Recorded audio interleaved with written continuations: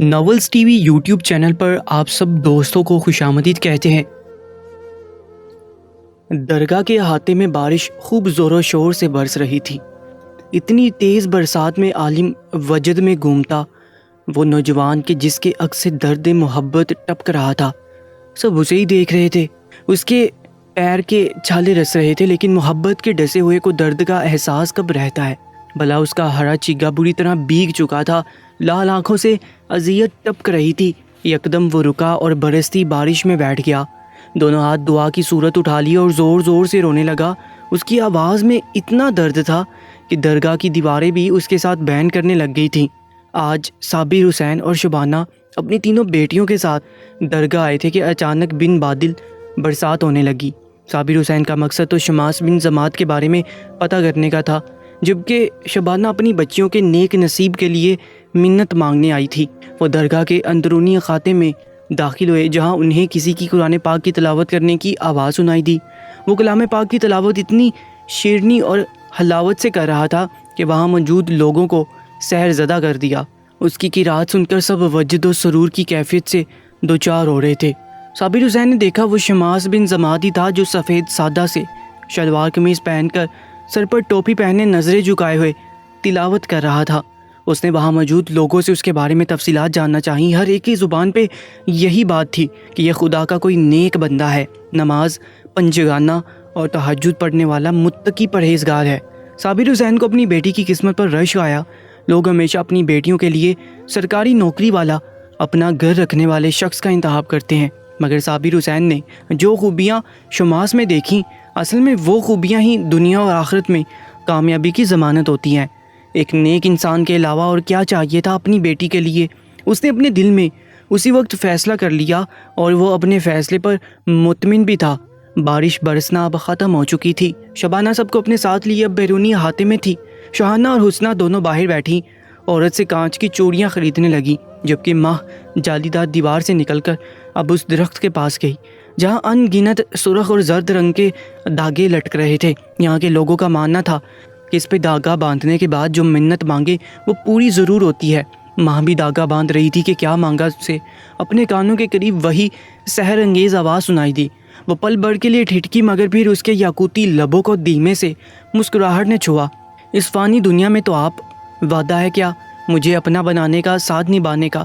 وہ کچھ پل توقف کیے رکی، پھر بولی، میں اس لافانی دنیا جسے آخرت کہتے ہیں، اس نا ختم ہونے والی زندگی میں آپ کا ساتھ مانگ رہی تھی۔ وہ محبت سے گندے ہوئے لہجے میں بولی، اس کی ایک ایک لفظ اور عمل سے محبت برس رہی تھی۔ وہ سرشار سا اسے دیکھ رہا تھا۔ آپ سامنے آئے نا، پھر سے وہی خواہش، آپ بار بار یہی خواہش کیوں کرتی ہیں؟ وہ فسوخیز آواز میں بولا، کیا کروں، جی ہی نہیں بڑھتا۔ آپ کو دیکھ کر اپنی قسمت پر رشک آتا ہے کہ اتنا وجیح انسان صرف میرا ہے، ملکہ انسان نہیں، جن ذات۔ آپ بار بار بھول کیوں جاتی ہیں؟ وہ سر پہ ہاتھ مار کر بولی، ماں پاگل تو نہیں ہوگی، یہ خود سے باتیں کرنا کب سے شروع کر دی؟ شبانہ نے اس کے سر پر پہنچ کر اسے گھرکا، نہیں اماں سائیں، میں وہ من منائی، آپ کی خواہش سر آنکھوں پہ، میں ملنے آؤں گا، پھر جی بڑھ کر دیکھ لیجئے گا۔ اس کے کان کے قریب سرگوشی نما آواز آئی۔ وہ ہلکے سے مسکرائی، اب تو مجھے یقین ہو گیا تو پاگل ہو چکی ہے۔ لو بلا، بات بھی کوئی نہیں اور پاگلوں کی طرح ہنس رہی ہے۔ شبانہ تیکھے چتونوں سے گھورتے ہوئے بولی، چل ادھر سے۔ اس کا ہاتھ پکڑ کر اسے اپنے ساتھ لے گئی۔ معاذ کا MBA کمپلیٹ ہو چکا تھا، اب اسے گوٹ کے کاموں کے ساتھ ساتھ شہر میں اپنا نیا بزنس سٹارٹ کرنا تھا۔ اسی سلسلے میں وہ کچھ دن شہر میں رکتا۔ پلوشہ بیگم اور دعا نے مل کر پہلے اپنی نگرانی میں پورے گھر کی صفائی کروائی، پھر آج کے مینیو کے حساب سے معاذ کا پسندیدہ کھانا بنوایا۔ پلوشہ بیگم آرام کرنے کے لیے اپنے کمرے میں چلی گئی تو دعا بھی ان سب کاموں سے فارغ ہونے کے اور وہ اپنے کمرے میں آ گئی۔ کمرے کو سیٹ کرنے کے بعد اس نے اپنی اور معاذ کی مشترکہ وارڈروب کھول لی۔ ساری چیزیں اور شاپنگ بیگز جوں کہ توں ہی پڑے تھے، جسے اس نے ایک بار بھی کھول کر نہیں دیکھا تھا۔ اس کی نظر ایک شاپنگ بیگ پر پڑی تو وہ اسے اٹھا کر بیڈ پر لے آئی اور اسے کھول دیا۔ اس کی آنکھیں حیرت سے پھیل گئیں، کیونکہ اس میں بلیک اور آسمانی کلر کا بہت ہی دیدہ زیب و خوبصورت سوٹ تھا۔ یہ سوٹ معاذ کی پسند تھا۔ پلوشہ بیگم نے اسے بھی کچھ دیر پہلے ہی اس پیار بڑی ڈانٹ پلائی تھی کہ وہ ابھی تک ان بوسیدہ کپڑوں میں کیوں نظر آ رہی ہے۔ نئے کپڑوں میں سے کچھ نکال کر پہننے کو کہا تھا انہوں نے۔ اس نے ان کی محبت سے مجبور ہو کر وہی سوٹ اٹھایا اور فریش ہونے کے لیے واش روم میں چلی گئی۔ کچھ دیر بعد فریش ہو کر باہر آئی اور آئینے کے سامنے کھڑی ہو کر اپنے لمبے اور گھنے بالوں کو سلجھانے لگ گئی۔ معاذ جو اچانک آج اپنا کام ختم کیے واپس آیا تھا، اس نے ایک جھٹکے سے اپنے کمرے کا دروازہ کھولا۔ وہ فریش ہونے کی گھر سے بے دھیانی میں چلتا ہوا کمرے میں داخل ہوا، لیکن پھر اسے اپنے پسند کردہ سوٹ میں ملبوس آئینے کے سامنے کھڑے بال بناتے دیکھ کر وہی دروازے میں ہی ٹھٹکا، جیسے یہ لمحہ تھم سا گیا تھا۔ اتنے دنوں میں آج پہلی بار وہ اس کو ایسے ننگے سر بغیر دوپٹے کے دیکھ رہا تھا۔ اس کے سیاہ سٹریٹ سلکی لمبے گھٹاؤں جیسے یسوع بلا شبہ بہت ہی خوبصورت تھے، جو اس کی کمر سے نیچے تک آ رہے تھے۔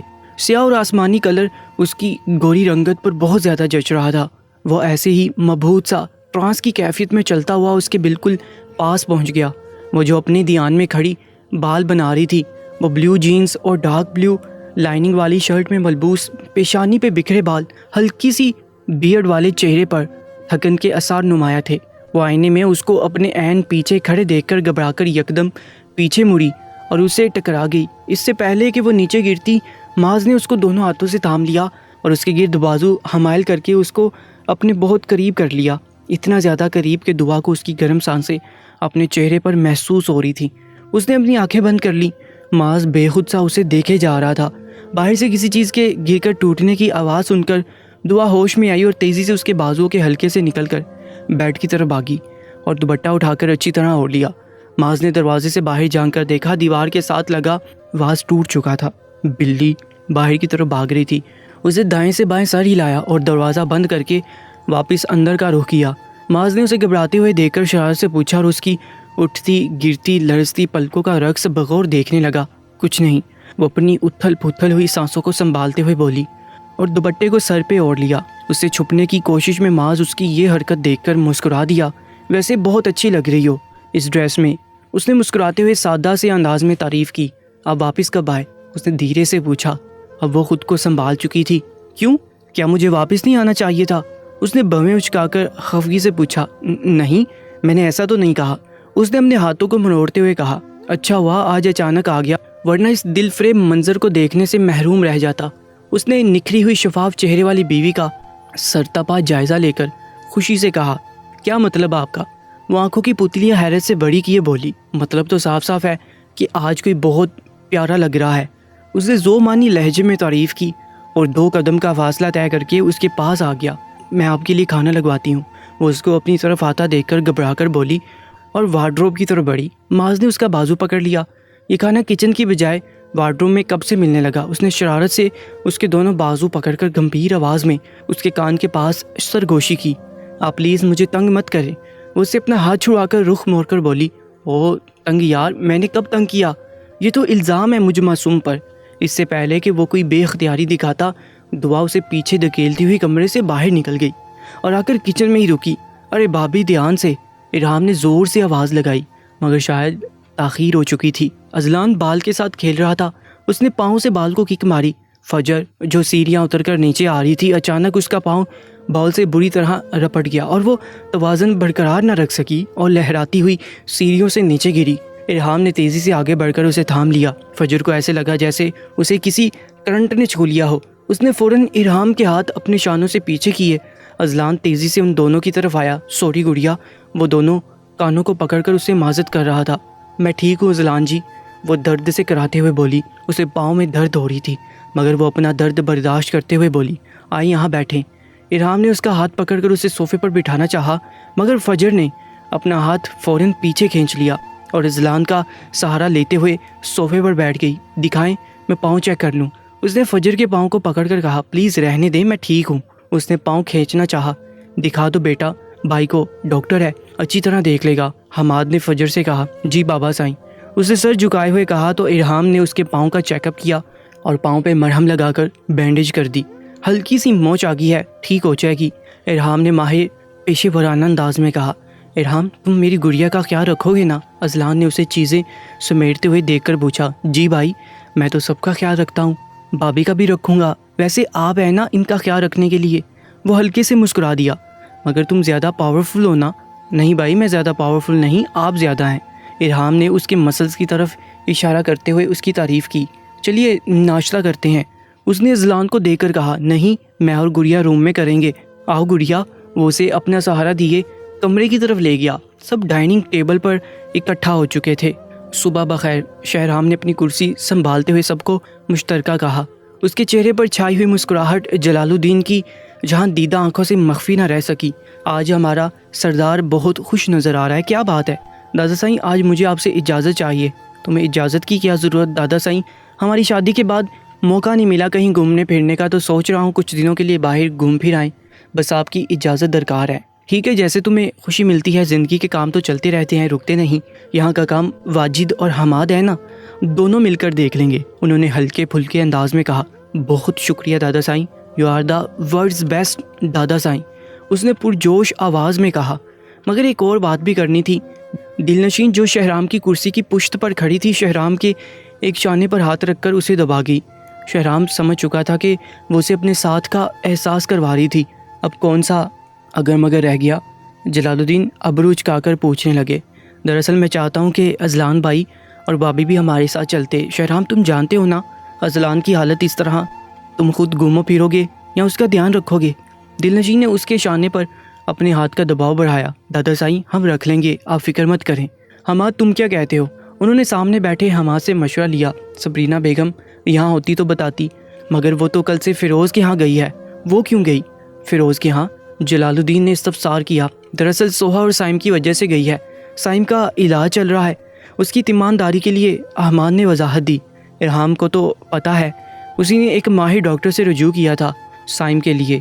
جی دادا سائیں، میں نے سائم کے لیے اس کے مرض کے ماہر ڈاکٹر سے رابطہ کیا تھا، اس نے تائیدی انداز میں کہا۔ اچھا ٹھیک ہے، انہوں نے کہتے ہوئے اپنے ہاتھ صاف کیے اور ناشتے کی پلیٹ اپنے آگے سے پیچھے کھسکائی۔ واجد تم بھی کچھ بولو۔ میں کیا بولوں، بچے گھومنا چاہ رہے ہیں تو جانے دیں۔ وہ ناشتہ ختم کیے باہر نکلتے ہوئے بولے۔ تو پھر لے جائیں اذلان بھائی کو بھی، شہرام نے پھر سے پوچھا۔ اچھا چلے جاؤ، مگر دھیان سے۔ بہت شکریہ دادا سائیں، تم لوگ ملک کے اندر ہی رہنا، یہیں گھوم پھر لو، ملک سے باہر مت جانا۔ جیسے آپ کا حکم دادا سائیں، وہ مؤدب انداز میں بولا اور پیچھے مڑ کر دلنشین کی طرف دیکھا جو اسے دیکھ کر مسکرا رہی تھی۔ شہرام اور دلنشین نے جانے کی ساری تیاریاں کر لیں۔ دلنشین نے فجر کو بھی سارا معاملہ سمجھا دیا۔ آج وہ چاروں حویلی سے ایئرپورٹ کی طرف ایک ساتھ نکل گئے۔ بابی، اذلان بھائی کا خیال رکھیے گا، شہرام نے فجر کو دیکھتے ہوئے کہا۔ یہ فون رکھ لیں، اس میں اپنا نمبر سیو کر دیا ہے، جب بھی کوئی بات ہو مجھے کال کر لیجیے گا۔ اس نے اس بات میں سر ہلایا اور شہرام سے موبائل لے کر بیگ میں ڈالا۔ شہرام اور دلنشین دونوں اپنی منزل کی طرف نکل گئے۔ جلال الدین نے انہیں پاکستان میں رہنے کے لیے کہا تھا، مگر شہرام نے چپکے سے بیرون ملک جانے کا سارا انتظام کر لیا تھا۔ اپنا اور دلنشین کا پاسپورٹ اور سارے کاغذات تیار کروا لیے تھے۔ فجر اذلان کے ساتھ شہر کی طرف آ گئی۔ عورت ہی ہے جو مکان کو گھر میں تبدیل کرتی ہے، عورت ہی ہوتی ہے جو اپنوں کے لیے بڑی سے بڑی مصیبت کا سامنا کرنے سے بھی نہیں گھبراتی۔ ایک جانب عورت پتھر کی طرح مضبوط ہے تو دوسری جانب کسی باریک دھاگے کی طرح نرم و نازک بھی۔ آج فجر نے اپنی خود اعتمادی کو بروئے کار لانا تھا۔ اپنی حاصل کردہ تعلیم کے بل پر وہ اٹل بہادری کا مظاہرہ کرتے ہوئے اکیلی ہی اذلان کو اپنے ساتھ لیے شہر کے مشہور ہاسٹل پہنچ گئی اور ڈاکٹر سے مشورہ کیے۔ اس ہاسپٹل کا پرائیویٹ کمرہ لے لیا۔ شہرام اور دلنشین نے انہیں ہنی مون پیکج کے لیے جو رقم دی وہ فجر نے اپنے پاس محفوظ رکھی تھی۔ ڈاکٹر نے اسی ہفتے اس کے آپریشن کی تاریخ دی تھی۔ وہ اذلان کو بمشکل سنبھالے ہوئے تھی۔ اذان فجر سنائی دی تو اس نے فوراً بستر چھوڑ دیا اور اٹھ کر وضو کیے، نماز ادا کی، دعا مانگنے کے بعد جائے نماز طے کیے، ایک طرف رکھ دی۔ اب وہ چھت پر آ گئی، ہاتھوں میں قرآن پاک لیے غلاف اتار کر قرآن پاک کو کھولا۔ صبح کی سنہری کرنیں ہلکی سی نمودار ہونے لگی، ابھی الفاظ اندھیرے کی وجہ سے واضح دکھائی نہیں دے رہے تھے۔ اس نے قرآن پاک کو واپس غلاف میں لپیٹ دیا اور ان سنہری کرنوں کے مزید پھیلنے کا انتظار کرنے لگی کہ آس پاس وہی سندلی مسحور کن مہک محسوس ہوئی۔ آپ آگے؟ وہ آنکھیں بند کیے، اس مہک کو اپنے اندر اتارتے ہوئے مدہوش انداز میں بولی۔ آپ سے وعدہ کیا تھا ملکہ، کیسے نہ آتا؟ ماں نے آنکھیں کھولی، وہ شہزادوں سی آن بان والا اس کے سامنے اپنے آب و تاب سے موجود تھا۔ آپ میرا ایک کام کر دیں گے؟ ماں نے جھجکتے ہوئے کہا۔ آپ حکم کریں ملکہ، وہ دلکش لب و لہجے میں بولا۔ آپ مجھے قرآن پاک کی تلاوت کر کے سنائیں گے؟ ویسے ہی اس کے کہنے کی دیر تھی، شماس نے قرآن پاک کی تلاوت شروع کی۔ قرات بالکل ویسی ہی تھی، دل پہ اثر کرنے والی۔ شماس تلاوت کر رہا تھا اور اس کی حلاوت آمیز آواز اسے سکون بخش رہی تھی۔ اسے خبر ہی نہ ہوئی جانے کب وہ سکون محسوس کرتے ہوئے نیند کی وادیوں میں اتر گئی۔ بے شک قرآن پاک ہی وہ واحد کتاب ہے جسے جتنی بار بھی پڑھ لیں، قرآن کی تلاوت روح کو بھی سکون بخشتی ہے۔ ارشاد باری تعالیٰ ہے، ترجمہ کنز الایمان، قرآن دلوں کی صحت، قرآن دلوں کا سکون ہے، قرآن دلوں کا چین ہے۔ قرآن کی تلاوت کرنے سے بیماریوں سے شفا ملتی ہے۔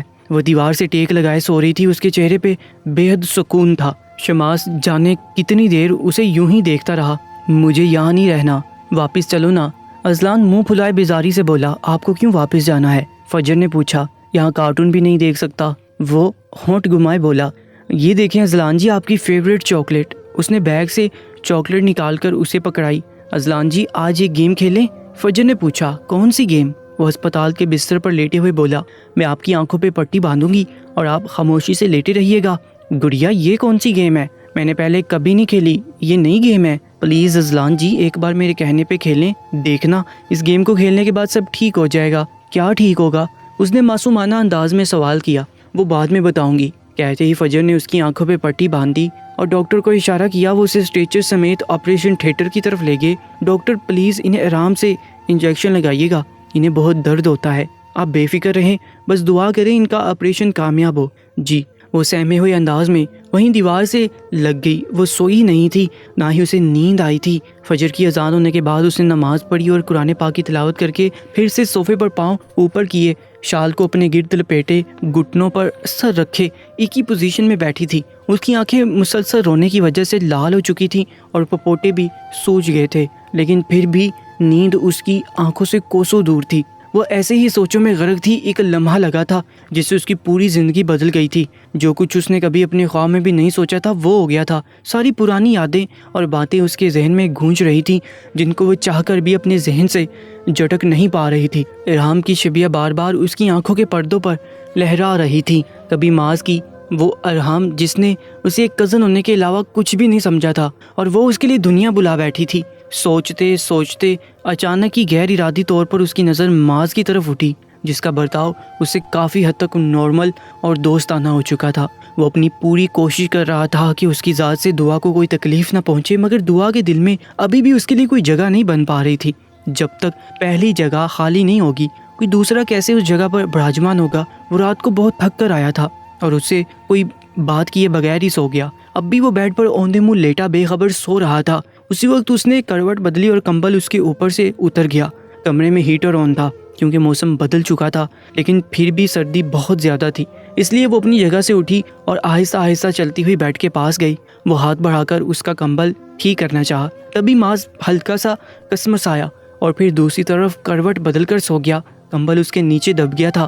دعا نے تھوڑا آگے جھک کر اس کے نیچے دبے کمبل کو نکال کر اس کے اوپر کروانے کی کوشش کی، تب بھی اس کا توازن بگڑا اور لہراتی ہوئی معاذ کے اوپر گری۔ معاذ جو کہ گہری نیند میں تھا، وہ اس اچانک آنے والی آفتاب پر ہڑبڑا کر اٹھ بیٹھا۔ کیا ہوا؟ کچھ چاہیے؟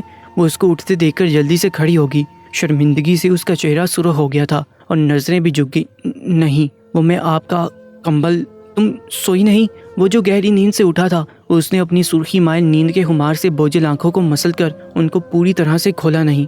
وہ کہہ کر وہاں سے پیچھے ہٹ گئی، لیکن وہ اس کی بات پر چونک گیا۔ لیکن کیوں؟ تم کیوں نہیں سوئی؟ آپ اپنے ساتھ ایسے کیوں کر رہے ہو؟ وہ مجھے نیند نہیں آ رہی، تو اس نے بہانہ بنانا چاہا، لیکن معاذ جانتا تھا کہ اس کو نیند کیوں نہیں آ رہی تھی اور وہ کیا سوچ رہی تھی۔ صحیح، وہ بھی لب بھینچ گیا اور دوبارہ سونے کی بجائے بیڈ سے اٹھ گیا۔ سوری، میں نے آپ کی نیند خراب کر دی۔ وہ خاصی شرمندہ لگ رہی تھی۔ کوئی بات نہیں، ویسے بھی نارملی میں اس وقت تک اٹھ جاتا ہوں، زیادہ دیر تک سونے کی عادت نہیں مجھے۔ وہ واک کلاک پر وقت دیکھ کر نرمی سے بولا، جہاں اس وقت 8 بج رہے تھے۔ وہ اس کی بات سن کر دوبارہ صوفے پر جا کر بیٹھ گئی، جبکہ معاذ وارڈروب سے کپڑے نکال کر فریش ہونے کے لیے واش روم میں گھس گیا۔ دعا نے ایک نظر واش روم کے بند دروازے پر ڈالی اور پھر کچھ سوچ کر کمرے سے باہر نکل آئی۔ سیڑھیاں اتر کر وہ نیچے تو آ گئی، لیکن اب اس کو کچھ سمجھ نہیں آ رہی تھی کہ وہ کدھر جائے اور کیا کرے۔ وہ ایسے ہی چلتی ہوئی لاؤنج میں آ گئی۔